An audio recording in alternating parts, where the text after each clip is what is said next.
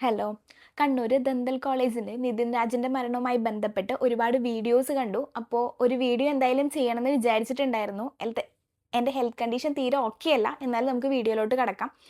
അതായത് നമ്മുടെയും നമ്മുടെ ഫാമിലിയുടെയും ഒരുപാട് സ്വപ്നങ്ങളുമായിട്ടാണ് നമ്മൾ ഓരോരുത്തരും കോളേജിലോട്ട് ചെല്ലുന്നത്. ഒരുപാട് കടമ്പകൾ മുമ്പും കഴിഞ്ഞതിന് ശേഷമാണ് ഇത്തരത്തിലൊരു പൊസിഷനിലോട്ട് എത്തിയിട്ടുള്ളത്. എന്നിട്ട് അവിടെയും ഇത്തരത്തിൽ റാഗിങ്ങും മറ്റുള്ള പ്രശ്നങ്ങളും നമുക്ക് നമ്മുടെ മെൻ്റൽ പ്രഷറിന് ഒരു ലിമിറ്റേഷനൊക്കെ ഉണ്ട്. അതിനപ്പുറത്തോട്ടാവുമ്പോൾ നമുക്ക് തന്നെ അത് താങ്ങാൻ പറ്റിയെന്ന് വരില്ല. ഇതിപ്പോൾ ഒരാളല്ല, രണ്ടാളല്ല, ഒരുപാട് കുട്ടികൾ ഇത്തരത്തിൽ, അതായത് അവിടെയുള്ളൊരു HODയെ പറ്റിയിട്ടും പിന്നെ ടീച്ചറെ പറ്റിയിട്ടും ഇത്തരത്തിലുള്ള ആരോപണങ്ങൾ നിരത്തുമ്പോൾ അത് ശരിക്കും പറഞ്ഞു കഴിഞ്ഞാൽ ഒരു കോളേജിൽ ഇങ്ങനെയാണോ വേണ്ടത്, ഇങ്ങനെയാണോ കണ്ടിന്യൂ ചെയ്യേണ്ടത്?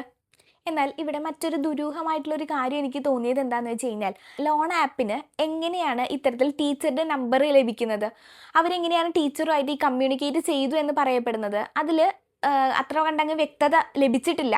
എന്തായാലും ഇതിനെ പറ്റിയുള്ള അന്വേഷണങ്ങളും കാര്യങ്ങളും നടക്കുന്നുണ്ട്. ആത്മഹത്യാ കുറ്റത്തിന് പ്രേരിപ്പിച്ചിട്ടുള്ള എല്ലാവരെയും ചോദ്യം ചെയ്യും. അതിൻ്റെ ഫർദർ മൂവ്മെൻറ്റ് എല്ലാം തന്നെ നടക്കുന്നുണ്ട്. ഈ പറയുന്ന സ്റ്റുഡൻസിനെയും അവരുടെ മൊഴിയും കാര്യങ്ങളും എല്ലാം എടുത്തുകൊണ്ടിരിക്കുന്നുണ്ട്. അപ്പോൾ എന്തായാലും നമ്മളെല്ലാവരും ആഗ്രഹിക്കുന്ന രീതിയിൽ ഫേവർ ചെയ്തുകൊണ്ടുള്ള ഒരു വിധി തന്നെ വരാൻ വേണ്ടി നമുക്ക് പ്രാർത്ഥിക്കാം. അപ്പോൾ എനിവേ, ഈ ഒരു കാര്യത്തിൽ ഗുരു അത്ര കൂളല്ല ഗൈസ്. ശുക്രിയ.